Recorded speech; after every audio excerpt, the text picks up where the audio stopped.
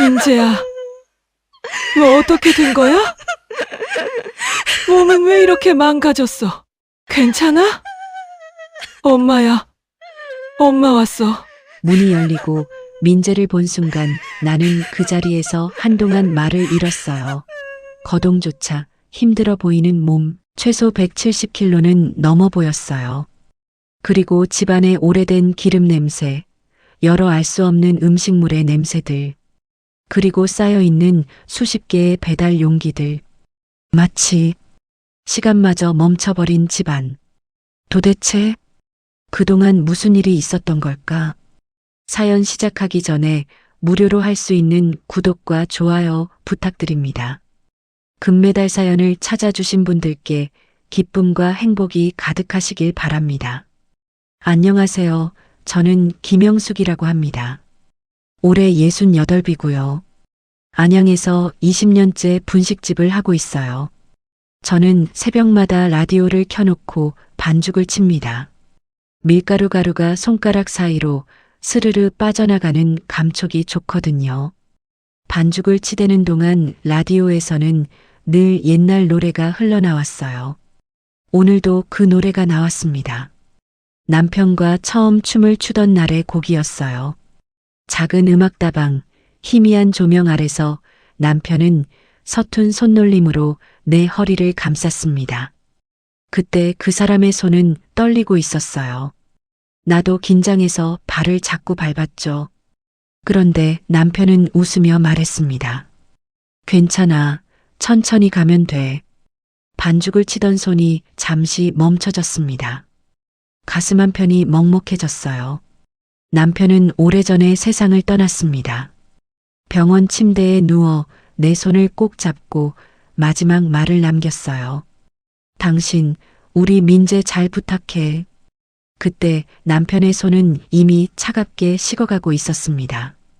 나는 고개를 끄덕이며 눈물을 참았어요. 그 약속을 지키기 위해 지금까지 살아왔습니다. 나는 평생 한 아이만 바라보며 살았어요. 예전에는 초등학교 교사였습니다. 아이들에게 글씨 쓰는 법을 가르치며 늘 말했어요. 글씨는 마음의 얼굴이란다. 민재의 공책에는 삐뚤삐뚤하지만 한 글자 한 글자 정성스럽게 쓴 글씨가 가득했습니다. 받아쓰기에서 100점을 받아온 날이면 아이는 신이 나서 종이를 펄럭이며 집으로 달려왔어요.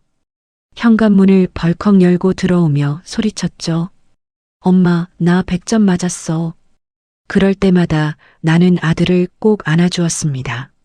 민재의 머리카락에서는 운동장 흙냄새가 났어요. 그 냄새가 참 좋았습니다.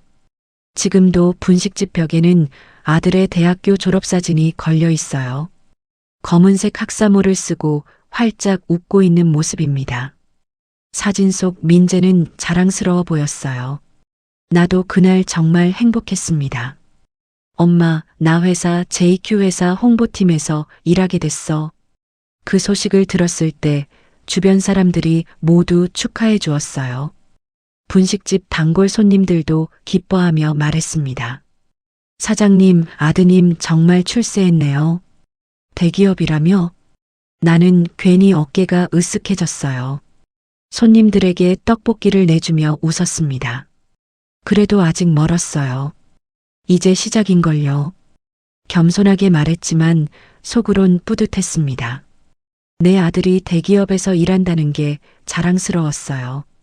민재는 홍보팀에서 일하며 야근이 잦았습니다. 그래도 주말이면 꼭 내 분식집에 들렀어요. 문을 열고 들어오면 배고프다는 듯 코를 벌름거렸죠. 엄마, 오늘 국수 해줘. 잔치국수? 알았어, 알았어. 앉아있어. 나는 서둘러 국수를 삶았습니다. 멸치 육수에 국수를 말고 김치를 듬뿍 얹어내주면 민재는 후루룩 소리내며 먹었어요. 그 모습을 보는 게 좋았습니다.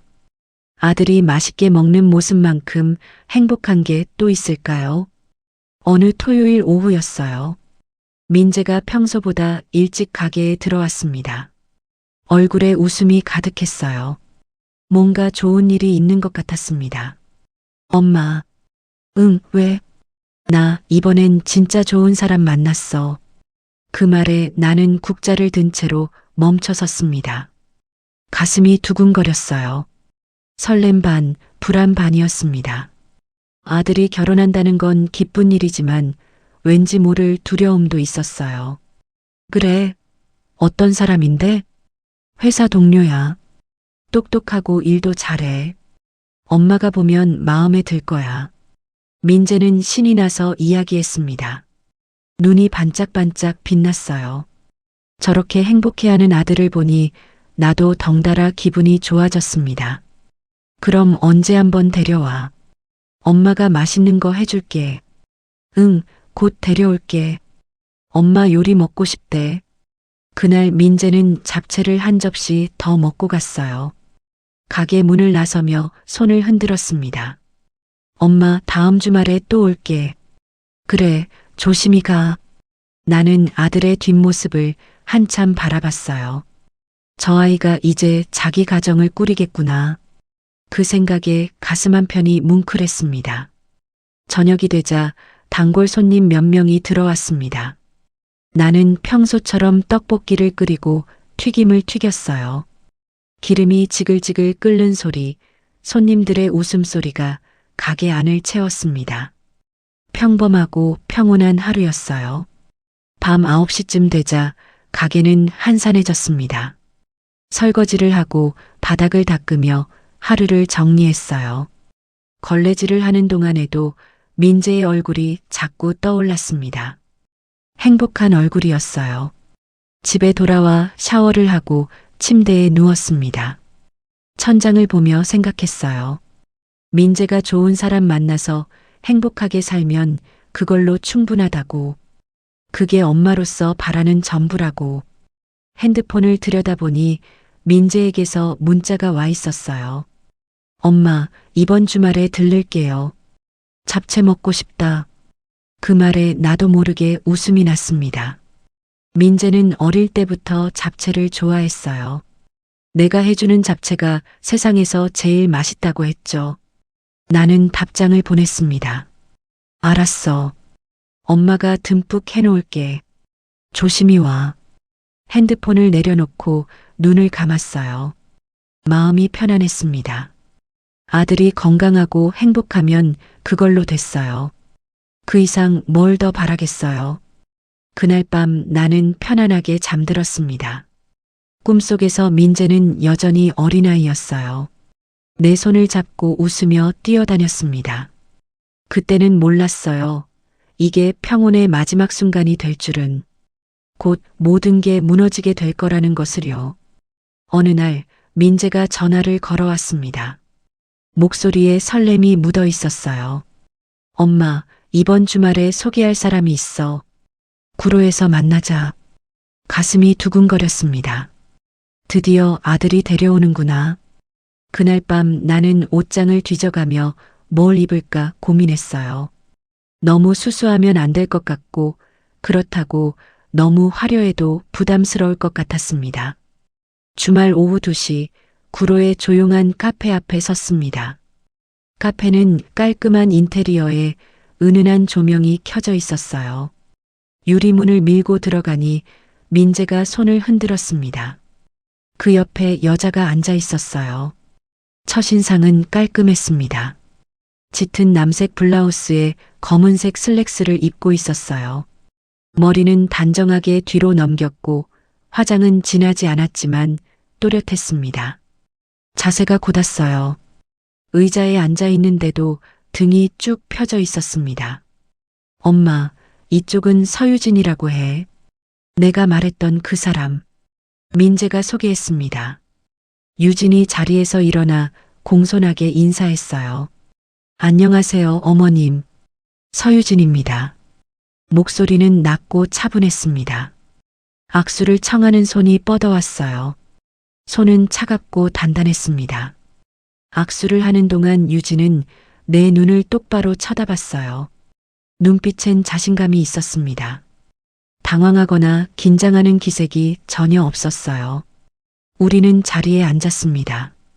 커피를 시키고 이런저런 이야기를 나눴어요. 유진은 대기업에서 프로젝트 매니저로 일한다고 했습니다. 어머님, 저는 마케팅 부서에서 프로젝트를 관리하고 있어요. 하루 종일 회의하고 보고서 쓰고 그래요. 말투엔 계산된 여유가 있었습니다. 한마디 한마디가 정확했어요. 군더더기가 없었습니다. 민재를 볼 때도 눈빛이 흔들리지 않았어요. 오히려 민재가 유진을 보며 수줍어하는 것 같았습니다. 유진 씨는 정말 일 잘해요. 회사에서도 인정받고 있고, 민재가 자랑스럽게 말했습니다. 유진은 살짝 미소 지으며 고개를 숙였어요. 민재 씨가 과찬이세요. 유진이는 믿음직스러워 보였어요. 일도 잘하고 똑 부러지는 여자가 내 아들과 결혼하니 괜찮은 짝을 만났구나 싶었습니다. 카페를 나와 근처 식당에서 저녁을 먹었어요. 식사 중에도 유진은 예의 바르게 행동했습니다. 반찬을 내 앞으로 밀어주고 물을 따라 주었어요. 그런데 이상하게 그 모든 행동이 너무 완벽했습니다. 마치 연습이라도 한 것처럼요. 식사를 마치고 헤어질 때 유진이 말했습니다. 어머님, 다음에 또 뵐게요. 오늘 만나 뵙게 되어 영광이었어요. 나는 고개를 끄덕였어요. 민재와 유진의 뒷모습을 보며 버스 정류장으로 걸어갔습니다. 마음 한편이 편안했어요. 아들이 좋은 사람 만났으니까요. 그로부터 3개월 후 민재가 전화했습니다. 엄마, 우리 결혼하기로 했어. 그래, 축하한다, 아들. 목소리가 떨렸습니다. 기쁨 반, 서운함 반이었어요. 아들을 보내야 한다는 게 실감났습니다. 결혼 준비는 유진이 주도했습니다. 모든 게 효율적으로 진행됐어요. 예식장 예약, 신혼집 계약, 하객 명단 작성까지. 유진은 엑셀 파일을 만들어 일정을 관리했습니다. 어머님, 예식은 작게 할게요. 대신 신혼집은 회사 근처로 구하려고요. 출퇴근이 편해야 하니까요. 나는 고개를 끄덕였어요. 요즘 젊은 사람들은 실용적이니까요. 그런데 신혼집 계약금이 부족하다는 이야기를 들었습니다. 민재가 조심스럽게 말했어요. 엄마, 미안한데 조금만 도와줄 수 있어? 나는 망설임 없이 퇴직금 일부를 내주었습니다. 3천만 원이었어요. 내가 20년 동안 분식집 하며 모은 돈의 절반이었습니다. 고맙습니다, 어머님. 꼭 잘 쓸게요. 유진이 공손하게 인사했습니다. 그런데 왠지 모르게 마음 한편이 불편했어요. 설명할 수 없는 느낌이었습니다. 결혼식 날이 밝았습니다. 식장은 화려하지 않았지만 단정했어요. 하객은 많지 않았습니다. 양가 친척과 가까운 친구들만 초대했어요. 유진은 완벽한 신부였습니다. 하얀 드레스를 입고 미소 지으며 하객들에게 인사했어요. 사진을 찍을 때도 표정 관리가 완벽했습니다. 민재를 바라보는 눈빛도 다정해 보였어요. 나는 객석에 앉아 아들을 바라봤습니다. 민재는 행복해 보였어요. 유진의 손을 꼭 잡고 웃었습니다. 그 모습을 보니 눈시울이 뜨거워졌어요. 식은 무사히 끝났습니다. 하객들도 모두 만족스러워했어요. 분식집 단골 손님들도 축하해 주었습니다. 사장님, 아드님 정말 좋은 사람 만났네요. 며느리 똑 부러져 보여요. 나도 그렇게 생각했습니다. 잘 어울리는 부부였어요. 결혼 후 몇 개월이 흘렀습니다. 유진과의 관계는 나쁘지 않았어요. 명절이나 주말에 종종 찾아왔습니다. 늘 손에 과일이나 선물을 들고 왔어요. 어머님, 이거 드시라고 사왔어요. 몸에 좋은 거래요. 고맙다, 유진아. 안 그래도 되는데. 유진은 예의 바르게 행동했습니다. 식사 준비를 도와주고 설거지도 했어요. 분식집 일손이 부족할 때는 앞치마를 두르고 도와주기도 했습니다. 민재는 옆에서 흐뭇하게 웃었어요. 엄마, 유진이가 잘해주지? 내가 좋은 사람 만났지? 그래, 잘 만났어. 나는 고개를 끄덕였습니다. 실제로 유진은 잘해주었어요.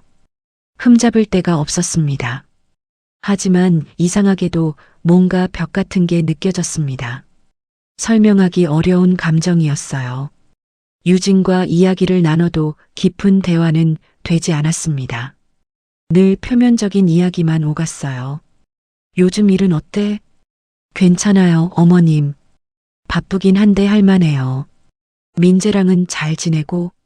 네, 잘 지내요. 대답은 정확했지만 짧았습니다. 더 이상 이야기가 이어지지 않았어요. 마치 보이지 않는 선이 그어져 있는 것 같았습니다. 어느 날 분식집 단골 손님 순자가 물었습니다. 며느리랑은 어때? 잘 지내? 응, 잘 지내지. 예의 바르고 착해. 그래도 너무 가까우면 나중에 문제 생겨. 적당한 거리가 최고야. 순자는 자기 경험담을 늘어놓았어요. 며느리와 너무 가까워졌다가 나중에 실망해서 더 힘들었다고 했습니다. 너무 기대하지 마. 원래 며느리 시어머니 사이는 그런 거야. 서먹한 게 정상이야. 그 말을 들으니 마음이 조금 편해졌습니다. 그래, 이게 정상인 거지. 드라마처럼 친하게 지내는 게 오히려 이상한 거야. 이 정도면 좋은 거지. 나는 스스로를 달랬어요. 유진이 잘해주는 것만으로도 감사해야 한다고 생각했습니다. 추석이 다가왔습니다. 유진과 민재가 명절 전날 내려왔어요. 함께 전을 부치고 음식을 준비했습니다. 어머님, 제가 할게요. 앉아 계세요. 유진은 능숙하게 움직였습니다.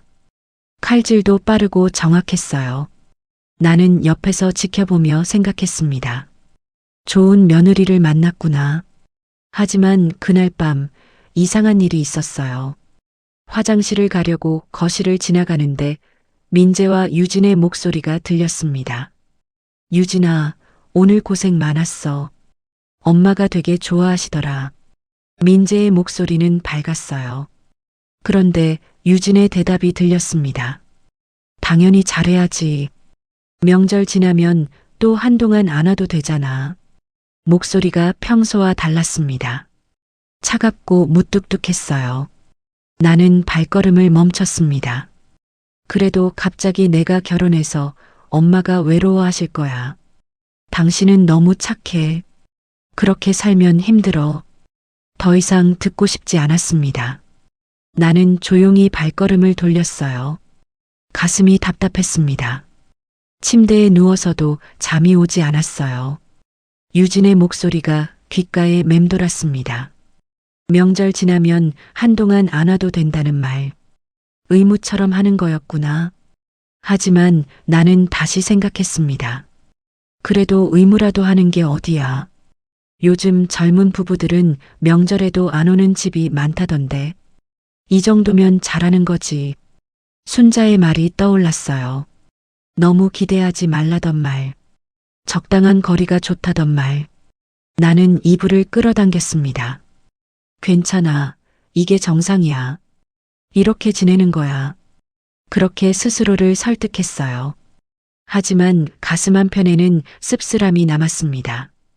벽 같은 게 느껴진다는 그 감정. 그게 뭔지 정확히 알 수 없었지만 분명히 존재했어요. 그래도 나는 애써 무시하려 했습니다. 문제없이 잘 지내고 있다고, 이게 좋은 거라고 믿고 싶었어요. 결혼한 지 1년이 지났습니다.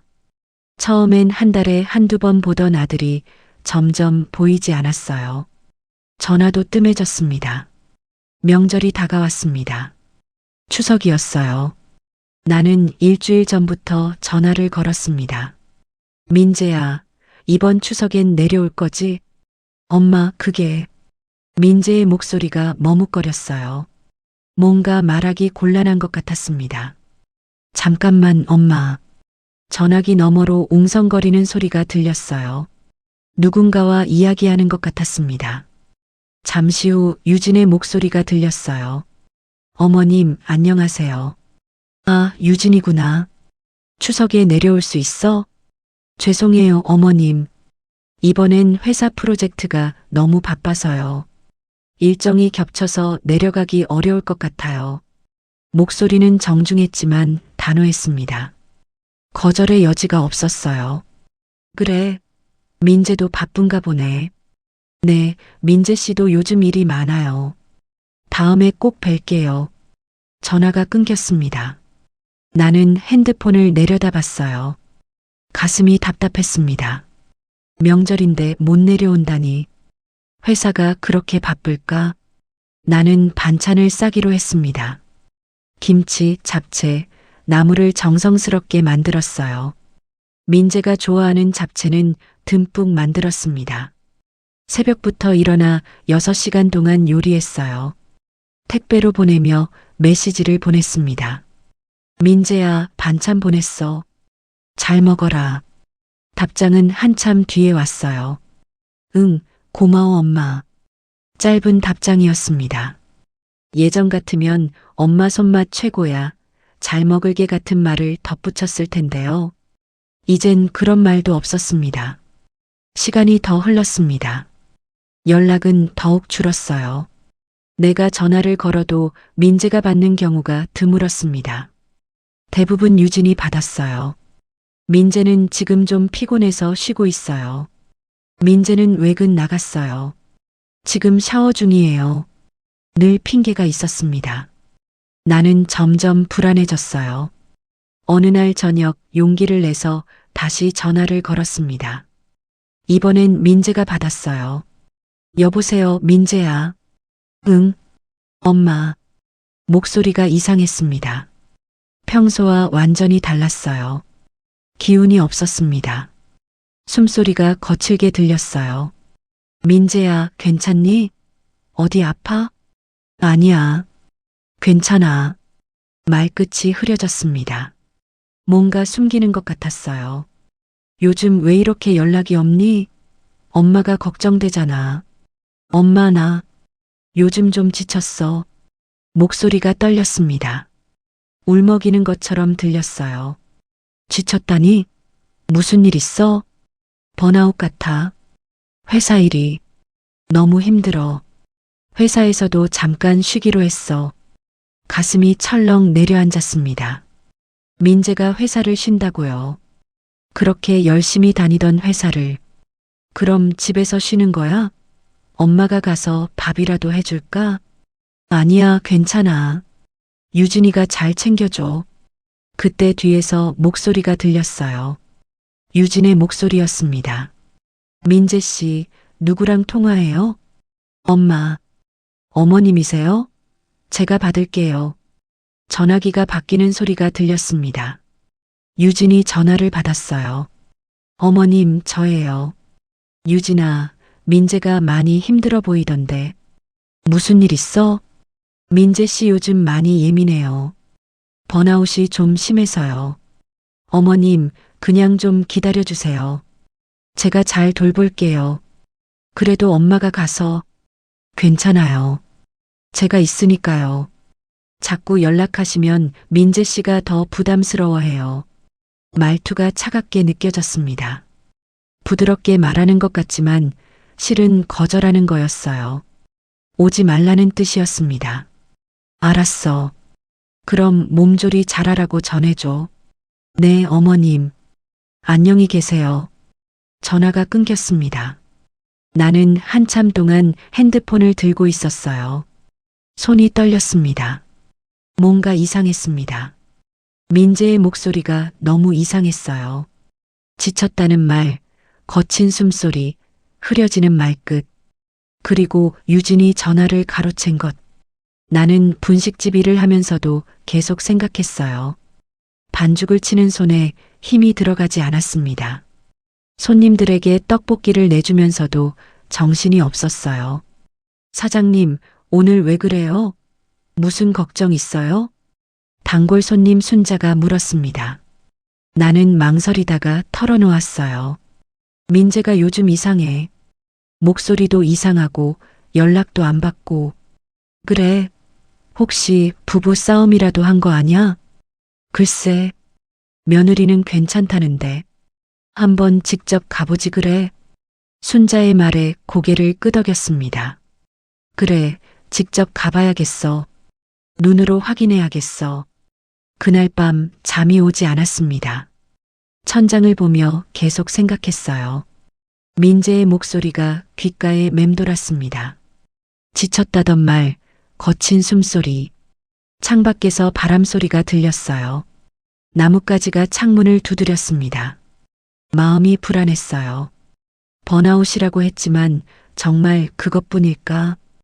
혹시 다른 문제가 있는 건 아닐까? 유진이 뭔가 숨기는 것 같은데. 나는 이불을 뒤집어 쓰고 눈을 감았습니다. 하지만 잠은 오지 않았어요. 머릿속이 복잡했습니다. 다음 날 새벽 평소보다 일찍 일어났습니다. 4시가 되기도 전에 눈이 떠졌어요. 반죽을 치면서도 계속 민재 생각만 났습니다. 핸드폰을 들여다봤어요. 민재에게 다시 전화를 걸까 망설여졌습니다. 하지만 유진이 부담스러워한다고 했으니까 나는 핸드폰을 내려놓았습니다. 대신 메시지를 보냈어요. 민재야, 엄마야. 아프지 말고 잘 쉬어. 보고 싶다. 답장은 오지 않았습니다. 오전 내내, 오후 내내 기다렸지만 답장은 없었어요. 저녁이 되어서야 답장이 왔습니다. 응, 엄마. 걱정 마. 짧은 답장이었습니다. 전과 다름없이 차갑게 느껴졌어요. 나는 한숨을 쉬었습니다. 뭔가 잘못되고 있어요. 내 아들이 멀어지고 있어요. 하지만 뭘 어떻게 해야 할지 몰랐습니다. 그날 밤도 잠을 설쳤어요. 민재의 얼굴이 자꾸 떠올랐습니다. 어릴 적 환하게 웃던 얼굴, 대학 졸업식 날의 자랑스러운 얼굴. 그런데 지금은 어떤 표정을 하고 있을까? 정말 괜찮은 걸까? 아니면 뭔가 나한테 숨기고 있는 걸까? 불안이 점점 커져갔습니다. 가슴속에서 무언가가 꿈틀거렸어요. 이대로 두면 안 될 것 같은 예감이 들었습니다. 나는 결심했어요. 직접 가봐야겠어.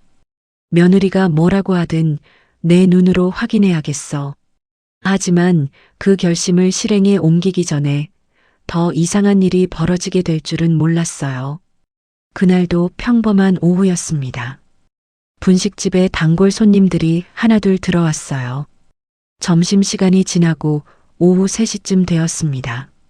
순자가 떡볶이를 먹으며 핸드폰을 보고 있었어요. 갑자기 크게 웃으며 나를 불렀습니다. 사장님, 사장님. 이리 와봐요. 왜 그래? 나는 국자를 놓고 다가갔어요. 순자가 핸드폰 화면을 내밀었습니다. 이분 아드님 닮았어요. 인기 먹방 유튜버래요. 화면을 보는 순간 심장이 멈추는 것 같았습니다. 화면 속 남자는 분명히 민재였어요. 상반신만 나왔지만 틀림없었습니다. 민재는 큰 접시 앞에 앉아 있었어요.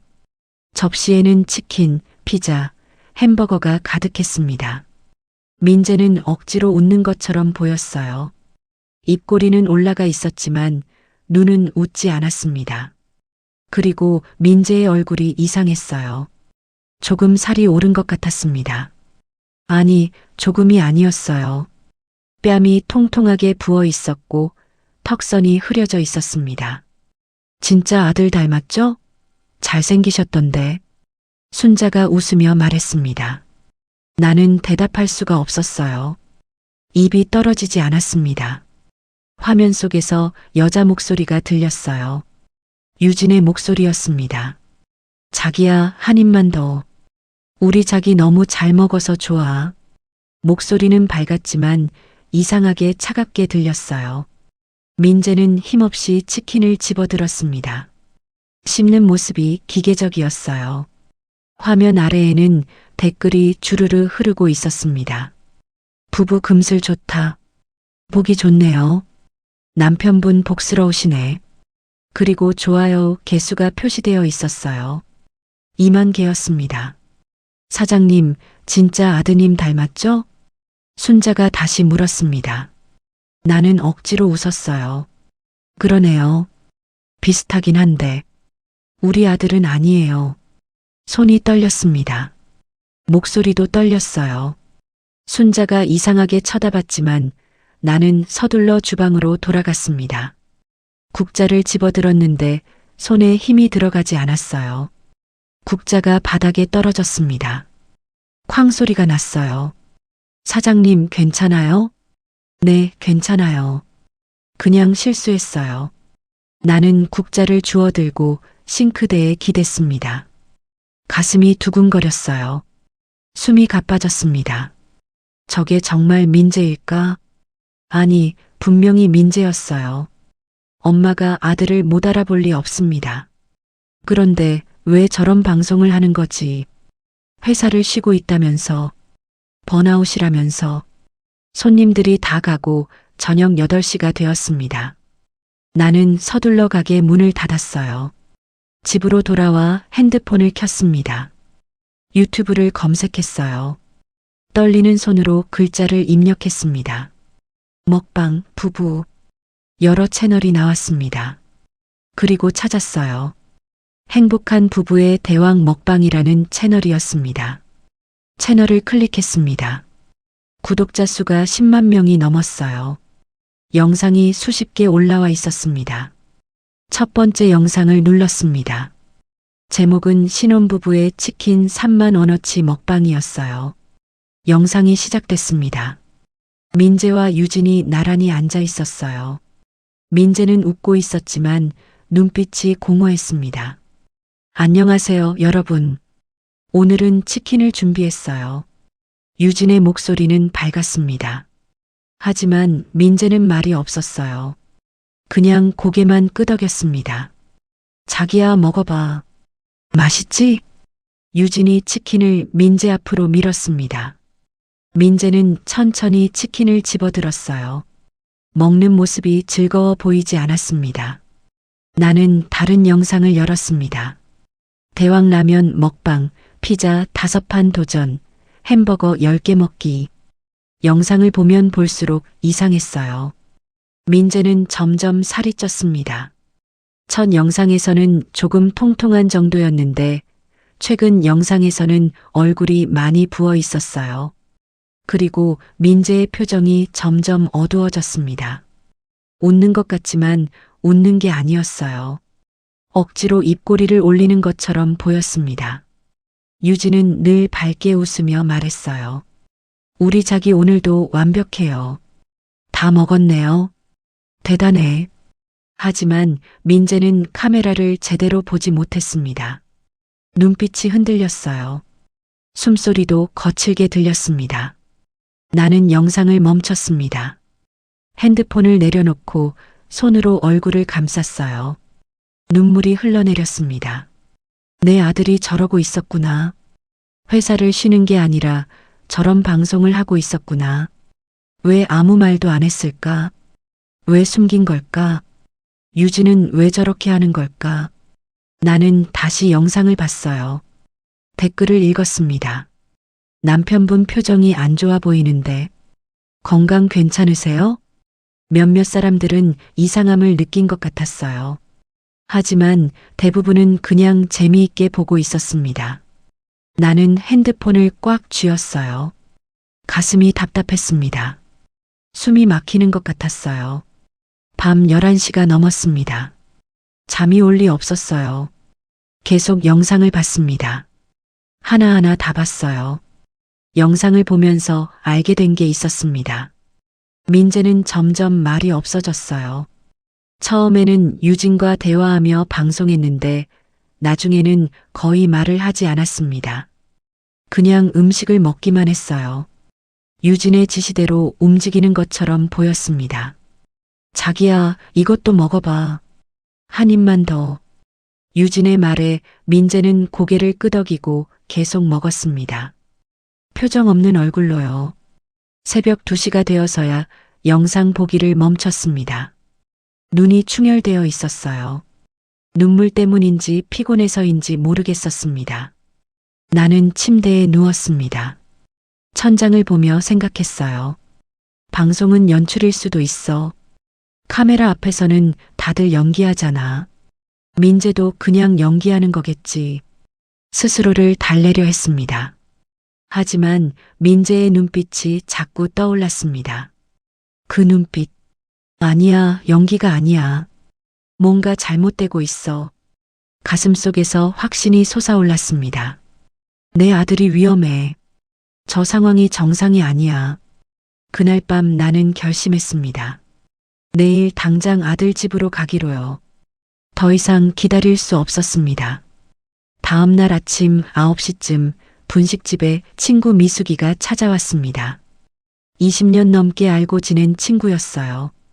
평소에도 가끔 들러 수다를 떨곤 했습니다. 영수가 안 그래도 너한테 연락하려던 참이었어. 미숙이는 의자에 앉으며 내 얼굴을 유심히 봤습니다. 무슨 일 있어? 얼굴이 안 좋은데. 나는 더 이상 혼자 감당할 수 없었어요. 친구에게라도 털어놓고 싶었습니다. 미수가 사실은 나는 처음부터 끝까지 다 이야기했어요. 결혼 후 점점 멀어진 아들, 이상한 전화 통화들, 그리고 우연히 본 유튜브 영상까지. 말하는 동안 목소리가 계속 떨렸습니다. 미숙이는 진지하게 들었어요. 중간중간 고개를 끄덕이며 내 손을 잡아주었습니다. 그래서 어제 밤새 영상을 다 봤어. 분명히 우리 민재야. 근데 표정이, 눈빛이 더 이상 말을 잇지 못했어요. 미숙이는 내 손을 꼭 쥐었습니다. 영수가 그럼 어떻게 할 거야? 찾아갈 거야? 찾아가도 문 안 열어줄 것 같아. 유진이가 오지 말라고 했거든. 전화해도 안 받고. 나는 한숨을 쉬었습니다. 막막했어요. 어떻게 해야 할지 몰랐습니다. 미숙이가 잠시 생각하더니 말했어요. 내가 아는 탐정이 있어. 윤태호라고 전직 형사 출신이야. 탐정이요? 응. 우리 딸이 전에 스토킹 문제로 도움받았거든. 일도 잘한다고 소문났어. 한번 만나보는 게 어때? 조언이라도 들어봐. 나는 망설였습니다. 탐정이라니. 드라마에서나 보던 일인데. 하지만 다른 방법이 없었어요. 그래, 한번 만나볼게. 미숙이는 바로 전화를 걸었습니다. 통화가 짧게 끝났어요. 오늘 오후 2시에 만날 수 있대. 근처 카페에서. 그날 오후 나는 카페에서 윤태호를 만났습니다. 50대 초반으로 보이는 남자였어요. 회색 양복을 입고 있었고 눈빛이 날카로웠습니다. 안녕하세요. 윤태호입니다. 악수를 청했습니다. 손이 크고 단단했어요. 김영숙입니다. 순자한테 얘기 들으셨죠? 네, 대략은 들었습니다. 자세히 말씀해 주세요. 나는 처음부터 차근차근 설명했어요. 결혼 후 점점 멀어진 아들, 이상한 전화 통화, 그리고 우연히 본 유튜브 영상까지. 태호는 진지하게 들었습니다. 가끔 고개를 끄덕이며 메모했어요. 유튜브 채널 이름이 뭐였죠? 행복한 부부의 대왕 먹방이요. 태호는 핸드폰을 꺼내 검색했습니다. 영상을 몇 개 열어봤어요. 표정이 굳어졌습니다. 이건 제가 봐도 문제 있어 보입니다. 그죠? 제가 이상한 게 아니죠? 아드님이 며느님에게 통제당하고 있는 것처럼 보이네요. 태호는 영상을 자세히 봤습니다. 화면을 확대하고 돌려가며 분석했어요. 표정, 눈빛, 움직임. 모든 게 자발적이지 않아 보입니다. 누군가의 지시를 따르는 것 같아요. 가슴이 철렁 내려앉았습니다. 내 직감이 맞았어요. 그럼 어떻게 해야 하죠? 직접 찾아가도 문 안 열어줄 텐데. 태호는 잠시 생각했습니다. 손가락으로 턱을 톡톡 두드렸어요. 합법적인 방법이 있습니다. 위장 진입이요. 위장 진입이요? 네. 공기청정기 필터 교체 서비스로 위장하는 겁니다. 태호는 계획을 설명했어요. 가짜 이벤트 문자를 보내고 며느리가 승인하면 기사 복장으로 방문한다는 거였습니다. 그리고 카메라가 내장된 공기청정기 필터를 설치하는 거죠. 그게 가능해요? 가능합니다. 합법적이고요. 대개 문제가 있다고 의심되는 상황이니까요. 나는 망설였습니다. 며느리를 감시한다는 게 마음에 걸렸어요. 하지만 아들이 더 중요했습니다. 얼마나 걸려요? 이틀이면 충분합니다. 문자 보내고 승인받고 방문하면 돼요. 알겠습니다. 부탁드려요. 태호는 고개를 끄덕였습니다. 명함을 건넸어요. 걱정 마세요. 제가 잘 처리하겠습니다. 이틀 후 태호에게서 연락이 왔습니다. 문자 보냈습니다. 며느님이 승인했어요. 오늘 오후 4시에 방문합니다. 가슴이 두근거렸습니다. 드디어 아들 집에 들어갈 수 있게 된 거예요. 제가 같이 가도 될까요? 안 됩니다. 의심받을 수 있어요. 저 혼자 가는 게 안전합니다. 나는 아쉬웠지만 고개를 끄덕였어요. 오후 4시 나는 분식집에서 초조하게 기다렸습니다. 손님이 와도 제대로 응대를 못했어요. 시계만 계속 쳐다봤습니다. 4시 30분 태호에게서 문자가 왔어요. 진입 성공. 설치 완료. 손이 떨렸습니다. 드디어 아들의 상황을 알 수 있게 된 거예요. 1시간 후 태호가 분식집으로 왔습니다. 작업복을 입고 있었어요. 공기청정기 회사 로고가 붙어 있었습니다. 어떻게 됐어요? 나는 다급하게 물었습니다. 태호는 주변을 살피며 조용히 말했어요. 일단 설치는 성공했습니다. 며느님은 거실에서 커피 마시며 핸드폰 보고 있더군요. 민재는요? 우리 아들은 봤어요? 안방에 있는 것 같았습니다. 문이 닫혀 있어서 확인은 못했어요. 태호는 가방에서 작은 노트북을 꺼냈습니다. 이걸로 실시간 모니터링이 가능합니다. 오늘 밤부터 확인할 수 있어요. 정말요? 지금 볼 수는 없나요? 지금은 아직 안 돼요. 시스템 연결하는데 몇 시간 걸립니다. 오늘 밤 8시쯤 되면 볼 수 있을 거예요. 나는 노트북을 받아들었습니다. 손이 떨렸어요. 작동법은 간단합니다. 이 버튼 누르면 화면 나와요. 태호가 설명했습니다. 나는 고개를 끄덕이며 들었어요. 제가 오늘 밤 8시에 다시 올게요. 같이 확인하시죠. 네, 고맙습니다. 태호는 분식집을 나갔습니다. 나는 노트북을 조심스럽게 가방에 넣었어요. 그날 저녁은 길게 느껴졌습니다. 손님들이 와도 정신이 없었어요. 계속 시계만 봤습니다. 7시에 가게 문을 닫았습니다. 평소보다 1시간 빨랐어요. 손님들이 이상하게 쳐다봤지만 신경 쓰지 않았습니다. 집으로 돌아와 노트북을 켰습니다. 화면에는 아무것도 나오지 않았어요. 아직 시간이 안 된 거였습니다. 8시 정각 초인종이 울렸습니다. 태호였어요. 나는 서둘러 문을 열었습니다. 준비됐습니다. 이제 확인할 수 있어요. 태호는 노트북을 열고 버튼을 눌렀습니다. 화면이 켜졌어요. 거실이 보였습니다.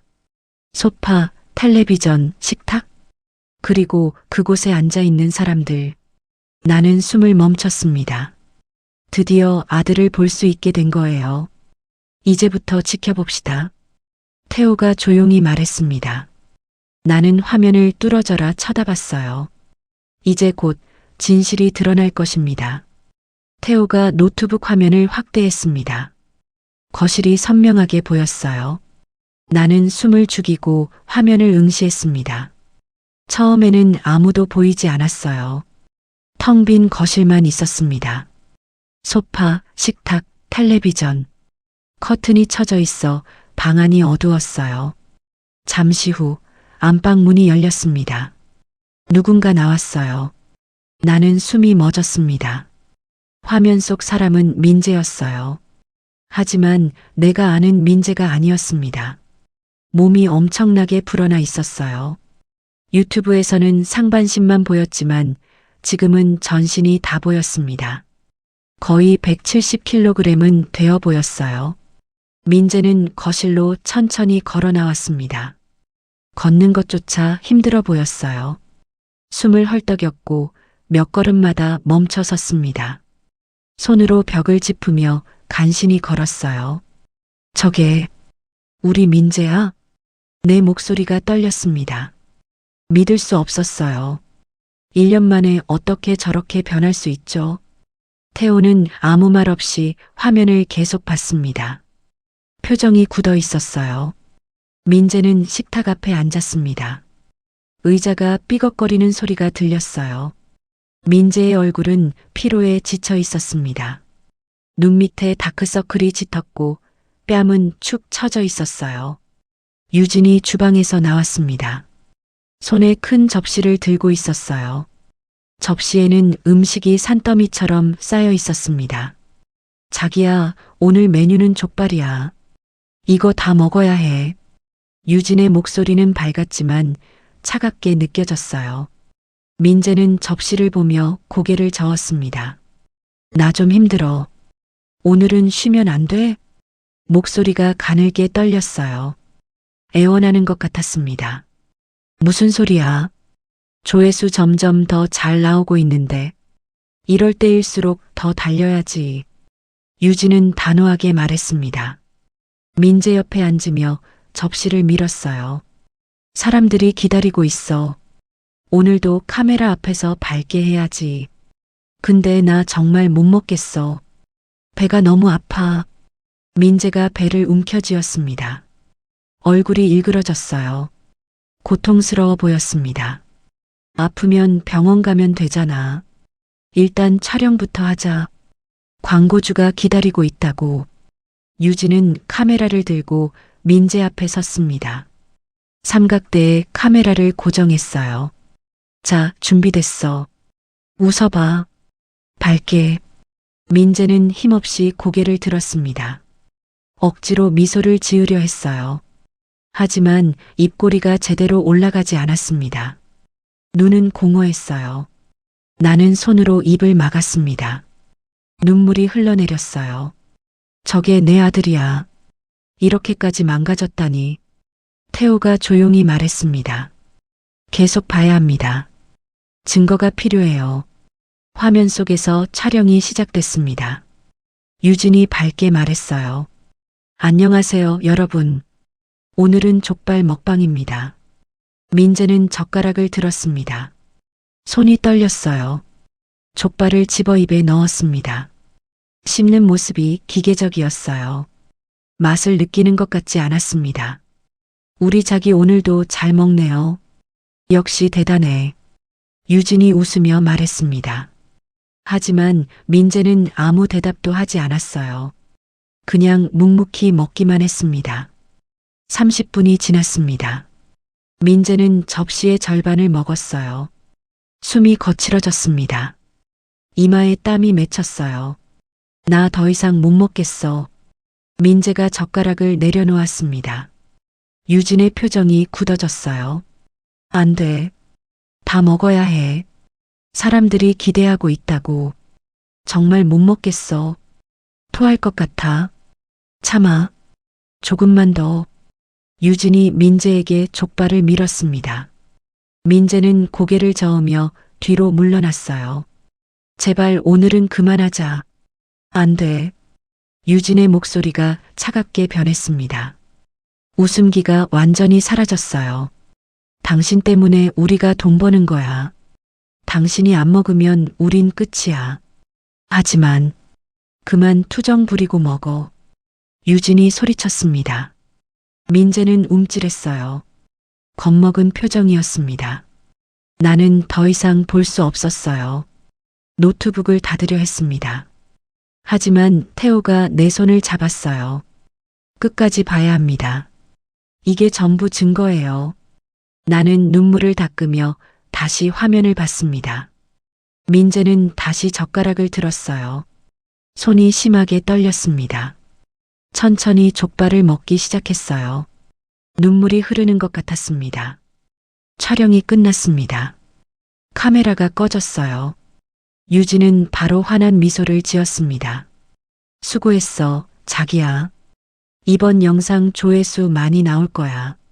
민재는 대답하지 않았습니다. 식탁에 머리를 묻었어요. 어깨가 떨렸습니다. 나는 노트북 화면에서 눈을 뗄 수 없었어요. 가슴이 찢어지는 것 같았습니다. 태호가 노트북을 닫았습니다. 나를 바라보며 말했어요. 이건 명백한 심리적 착취입니다. 가스라이팅이고 학대예요. 그럼 어떻게 해야 하죠? 목소리가 떨렸습니다. 태호는 노트를 꺼내 적기 시작했어요. 먼저 증거를 더 모아야 합니다. 며칠 더 영상을 확보할 거예요. 그 다음엔요? 경찰에 신고합니다. 학대와 착취 혐의로요. 그리고 법원에 접근금지 가처분을 신청할 수 있어요. 태호는 차근차근 설명했습니다. 아드님의 의료 기록도 필요합니다. 건강 상태 확인이 중요해요. 급격한 체중 증가는 학대의 증거가 될 수 있습니다. 의료 기록은 어떻게 구해요? 아드님이 병원에 간 적 있나요? 잘 모르겠어요. 최근엔 연락이 없어서. 태호는 고개를 끄덕였습니다. 괜찮습니다. 일단 영상 증거로 충분해요. 며칠 더 모으면 경찰이 움직일 겁니다. 얼마나 걸려요? 일주일 정도면 됩니다. 그동안 참으셔야 해요. 일주일. 그 시간이 너무 길게 느껴졌어요. 하지만 참아야 했습니다. 알겠습니다. 꼭 우리 민재 구해주세요. 태호는 내 손을 잡았습니다. 걱정 마세요. 반드시 구해낼 겁니다. 그날 밤 나는 잠들 수 없었어요. 민재의 얼굴이 자꾸 떠올랐습니다. 내 아들을 꼭 구해야 해요. 조금만 더 기다려줘. 일주일이 지났습니다. 그 일주일은 내 인생에서 가장 긴 시간이었어요. 매일 밤 노트북 화면을 보며 아들의 모습을 지켜봤습니다.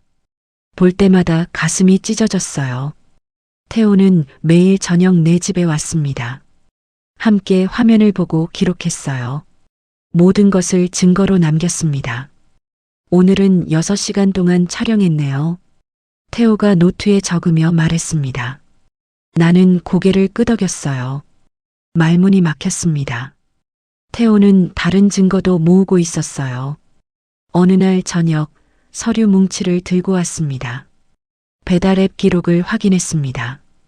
태호가 서류를 펼쳤어요. 하루 5번씩 음식이 배달된 기록이 있었습니다. 치킨, 피자, 족발, 햄버거, 중국 음식. 매일 다른 메뉴였어요. 하루에 5번이요? 네. 아침부터 밤까지 계속 먹은 거죠. 나는 서류를 보며 손이 떨렸습니다. 내 아들이 매일 저렇게 먹었다니. 그리고 이것 보세요.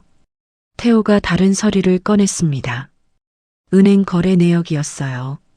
유진 씨 명의 계좌입니다. 광고 수익이 들어오고 있어요. 계좌에는 매달 수백만 원이 입금되어 있었습니다. 협찬 수익, 광고비, 유튜브 수익. 모두 유진의 계좌로 들어갔어요. 민재 계좌는요? 확인했는데 거의 움직임이 없어요. 월급만 들어오고 있습니다. 그 말에 가슴이 답답해졌어요. 모든 수익을 유진이 가져간 거였습니다. 태호는 계속 서류를 보여줬어요. 협찬사와 주고받은 이메일도 있었습니다. 협찬 제품 받고 방송하기로 계약한 내역이에요. 전부 유진 씨가 주고받았습니다.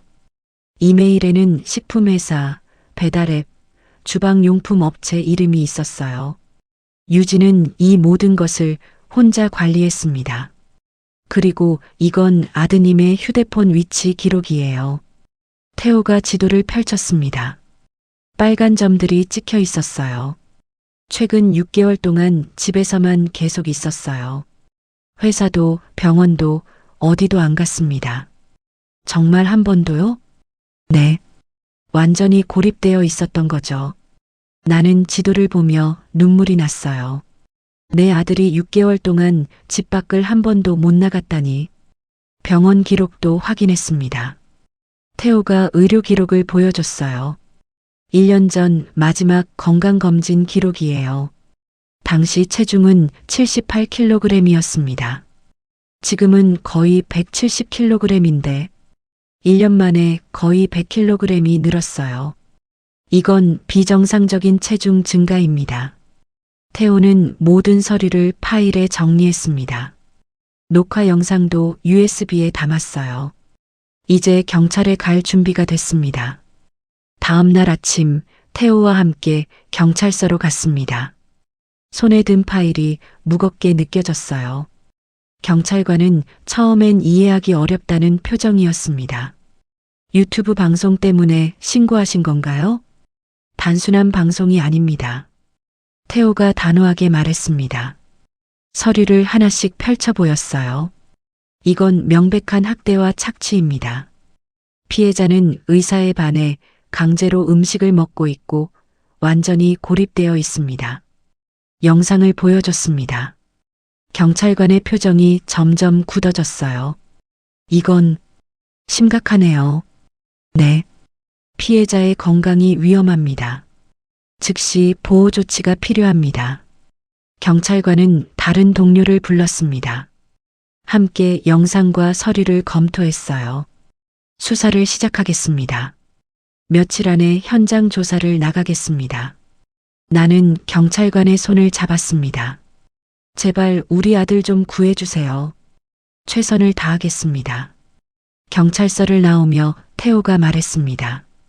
이제 곧 끝날 겁니다. 집으로 돌아와 노트북 앞에 앉았습니다. 화면 속 민재는 여전히 식탁 앞에 앉아 있었어요. 나는 화면을 보며 속으로 말했습니다. 민재야, 조금만 버텨. 엄마가 데리러 갈게. 그날 밤 오랜만에 잠이 왔어요. 악몽은 꾸지 않았습니다. 꿈속에서 민재는 웃고 있었어요. 어릴 적처럼 밝게 웃었습니다. 희망이 보이기 시작했습니다.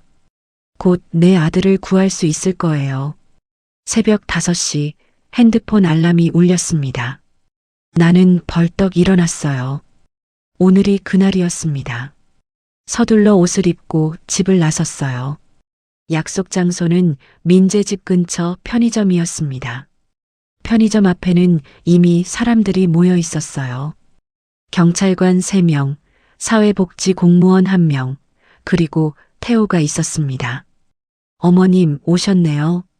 태호가 다가왔습니다. 나는 떨리는 손으로 가방 끈을 움켜쥐었어요. 준비 다 됐나요? 네. 법원 영장도 나왔습니다. 경찰관 1명이 서류를 보여줬어요. 영장에는 긴급보호 조치라고 적혀 있었습니다. 출발하겠습니다. 우리는 민재 집으로 향했습니다. 새벽 공기가 차갑게 느껴졌어요. 가슴이 두근거렸습니다. 아파트 앞에 도착했습니다. 10층이었어요. 엘리베이터를 타고 올라갔습니다. 좁은 공간에서 숨소리만 들렸어요. 문 앞에 섰습니다. 1003호. 민재가 사는 집이었어요. 경찰관이 초인종을 눌렀습니다. 딩동 소리가 울렸어요. 하지만 반응이 없었습니다. 다시 한번 눌렀습니다. 여전히 조용했어요. 경찰입니다. 문 열어주세요. 경찰관이 큰 목소리로 말했습니다. 그래도 아무 소리가 들리지 않았어요. 영장 집행하겠습니다. 경찰관이 도구를 꺼냈습니다. 문을 여는 도구였어요. 몇 번 작업하더니 문이 열렸습니다.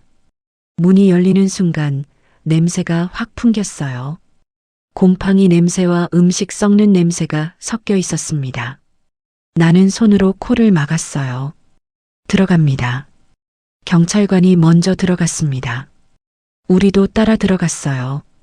거실은 엉망이었습니다. 바닥에 음식 포장 용기들이 쌓여 있었어요.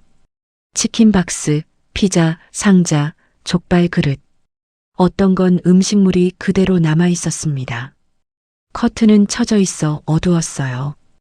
전등을 켰습니다. 쓰레기가 더 많이 보였어요. 소파 위에도 옷가지들이 어지럽게 놓여 있었습니다. 정리되지 않은 채 방치되어 있었어요. 안방 확인하겠습니다. 경찰관이 안방 문 앞에 섰습니다. 문을 두드렸어요. 경찰입니다. 나오세요. 잠시 후 문이 열렸습니다. 유진이 나왔어요. 잠옷을 입고 있었고 머리가 흐트러져 있었습니다. 무슨 일이세요? 유진의 목소리는 떨렸습니다. 놀란 표정이었어요. 긴급 보호 조치입니다. 실내 확인이 필요합니다. 경찰관이 안방으로 들어갔습니다. 나도 따라 들어갔어요. 침대가 보였습니다. 그리고 침대 위에 누워있는 민재가 보였어요. 나는 숨이 멎었습니다. 화면으로 봤을 때보다 더 충격적이었어요. 민재는 이불을 덮고 누워 있었습니다. 몸이 너무 불어나 있어 침대가 작아 보였어요. 얼굴은 창백했고 눈밑이 퀭했습니다. 민재야. 내가 다가가자 민재가 천천히 고개를 돌렸어요. 눈동자가 떨렸습니다. 엄마. 목소리가 가늘게 나왔습니다. 믿을 수 없다는 표이였어요. 그래, 엄마야. 엄마가 왔어. 나는 침대 옆에 무릎을 꿇었습니다. 민재의 손을 잡았어요. 손이 차가웠습니다. 괜찮아. 이제 됐어. 엄마가 데리러 왔어. 민재의 눈에서 눈물이 흘렀습니다. 말없이 울었어요. 나도 눈물이 났습니다. 민재의 손을 꼭 쥐었어요. 뒤에서 유진의 목소리가 들렸습니다. 뭐 하는 거예요? 왜 남의 집에 들어와요? 경찰관이 유진에게 다가갔습니다. 서유진 씨 맞습니까? 네, 그런데요. 배우자 학대 및 착취 혐의로 조사받으셔야 합니다. 유진의 얼굴이 하얗게 질렸어요.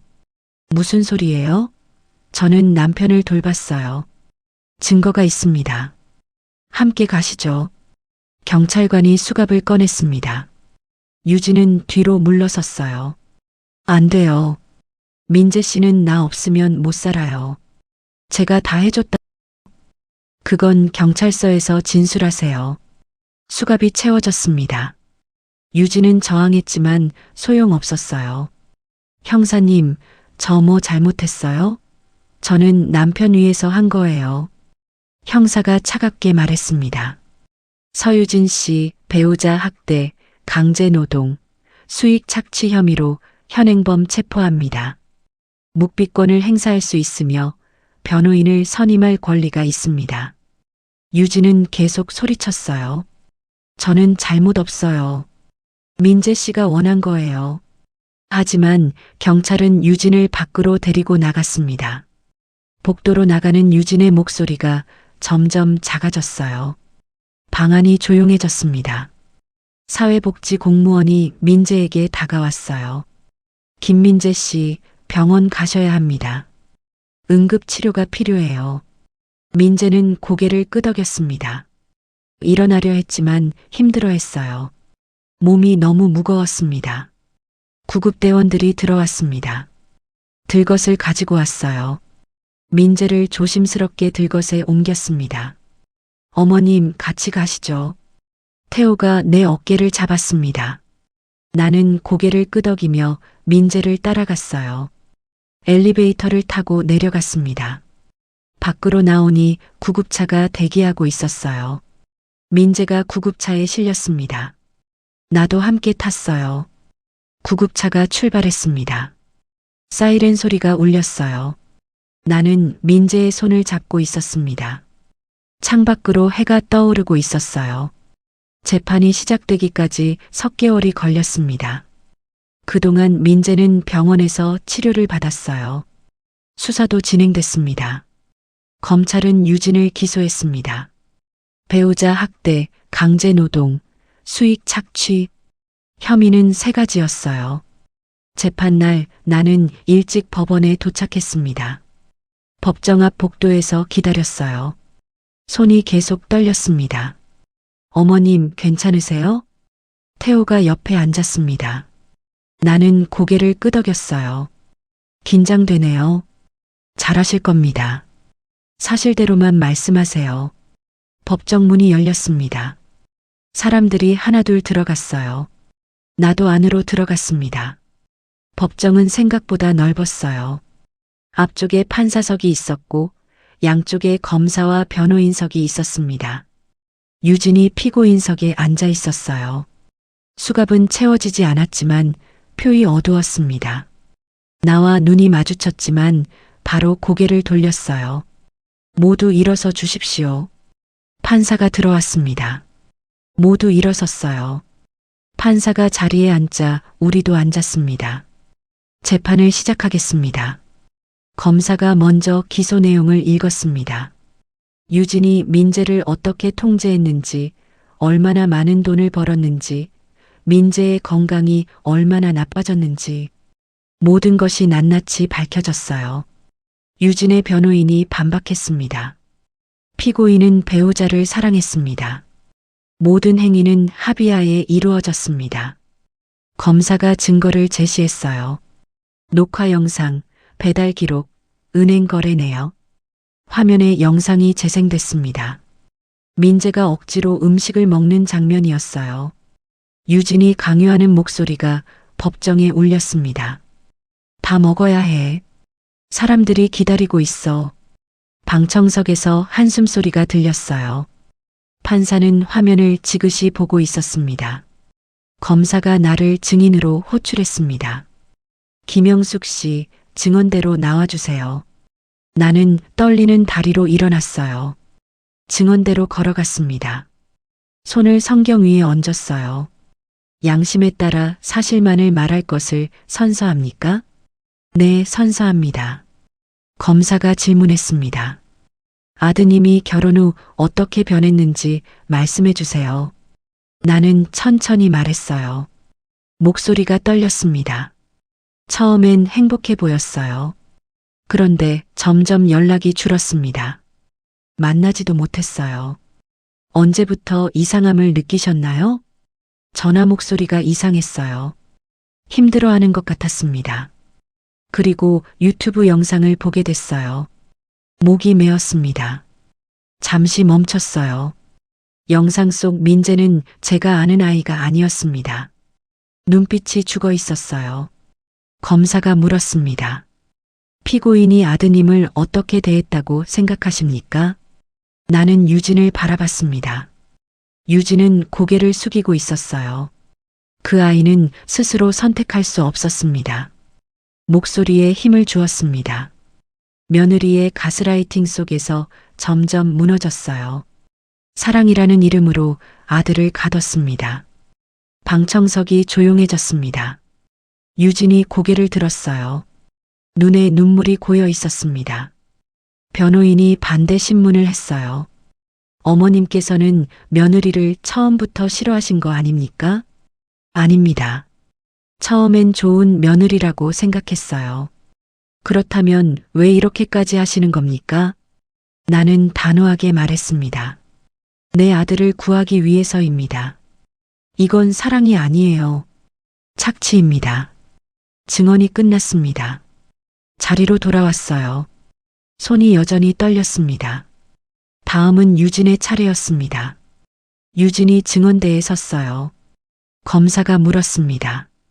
왜 배우자를 강제로 먹방을 하게 했습니까? 저는 그를 사랑했어요. 유진의 목소리가 떨렸습니다. 민재 씨도 원했어요. 처음엔 같이 시작하자고 했어요. 그렇다면 왜 모든 수익을 본인 명의로 받았습니까? 유진이 말문이 막혔습니다. 대답하지 못했어요. 검사가 계속 물었습니다. 배우자의 건강이 악화되는 걸 알면서도 왜 계속 촬영을 강요했습니까? 저는 그냥 유진이 울기 시작했습니다. 저는 잘못 없어요. 그도 원했다고요. 판사가 말했습니다. 피고인 진정하세요. 하지만 유진은 계속 울었어요. 저는 그를 사랑했어요. 우리 행복했어요. 판사가 서류를 덮었습니다. 표정이 굳어 있었어요. 상대의 의사를 지운 사랑은 폭력과 다를 바 없습니다. 법정이 숙연해졌습니다. 재판은 여러 차례 이어졌습니다. 증인들이 나왔고 증거가 제시됐어요. 마지막 재판날 판사가 판결문을 읽었습니다. 피고인 서유진은 배우자를 심리적으로 학대하고 강제 노동을 시키고 수익을 착취했습니다. 법정이 조용했어요. 징역 5년을 선고합니다. 유진이 무너졌습니다. 울부짖었어요. 하지만 판결은 번복되지 않았습니다. 나는 그 자리에서 울지 않았어요. 울면 모든 게 끝날 것 같았으니까요. 꾹 참았습니다. 법정을 나왔습니다. 복도에서 태호가 기다리고 있었어요. 수고하셨습니다. 고맙습니다. 나는 고개를 숙여 인사했습니다. 밖으로 나오니 햇빛이 따뜻했어요. 가을바람이 불었습니다. 이제 끝났어요. 민재를 구했어요. 이제 남은 건 회복뿐이었습니다. 사건이 끝난 지 2년이 지났습니다. 민재는 병원에서 1년을 보냈어요. 재활 치료를 받았습니다. 처음엔 걷는 것도 힘들었어요. 몸무게가 너무 많이 나가서 무릎이 버티지 못했습니다. 의사들이 체계적인 식단을 짜주었어요. 천천히 체중을 줄여갔습니다. 한 달에 5kg씩 감량했어요. 나는 매일 병원에 갔습니다. 민재와 함께 식사하고 산책했어요. 민재가 힘들어할 때마다 옆에서 손을 잡아줬습니다. 엄마 힘들어. 조금만 더 우리 민재. 천천히 가면 돼. 민재는 포기하지 않았어요. 매일 조금씩 나아졌습니다. 걷는 시간이 늘어났고 숨도 덜 차게 됐어요. 1년 후 민재는 병원을 퇴원했습니다. 체중은 85kg까지 내려갔어요. 얼굴에 생기가 돌았습니다. 엄마, 나 이제 혼자 걸을 수 있어. 민재가 웃으며 말했습니다. 오랜만에 보는 진짜 웃음이었어요. 그 사이 이혼 절차도 마무리됐습니다. 유진이 수감된 후 민재는 이혼 소송을 냈어요. 변호사의 도움을 받았습니다. 엄마, 이혼 판결 나왔어. 민재가 서류를 보여줬을 때 나는 복잡한 심정이었어요. 한편으론 다행이었지만 한편으론 안타까웠습니다. 괜찮아, 민재야. 이제 새로 시작하는 거야. 응, 엄마. 이제 진짜 내 인생을 살 수 있을 것 같아. 민재는 홀가분한 표정이었습니다. 무거운 짐을 내려놓은 것 같았어요. 나는 다시 분식집을 열었습니다. 2년 동안 문을 닫았던 가게였어요. 간판은 그대로였지만 마음가짐은 달랐습니다. 가게 문을 열자 단골 손님들이 찾아왔어요. 사장님, 오랜만이에요. 그동안 고생 많으셨죠? 친구 미숙이도 왔습니다. 떡볶이를 먹으며 말했어요. 영수가, 이제 좀 편해졌어? 응, 많이 편해졌어. 나는 미역국을 끓이며 말했습니다. 이젠 내가 사람을 살리는 밥을 해야지. 미숙이가 고개를 끄덕였어요. 그래, 그게 맞아. 음식은 사람을 살려야 해. 민재는 내 집에서 함께 살았습니다. 혼자 사는 게 아직은 불안했어요. 나도 민재 곁에 있고 싶었습니다. 민재는 집에서 온라인 강의를 들었어요. 법학 강의였습니다. 엄마, 나 법 공부하려고. 법학? 변호사 되려고? 아니, 상담사가 되고 싶어. 민재는 노트북 화면을 보여줬어요. 피해자 지원 상담사 과정이었습니다. 나 같은 사람들을 돕고 싶어. 나도 도움을 받았으니까. 가슴이 뭉클했습니다. 내 아들이 이렇게 성장했구나.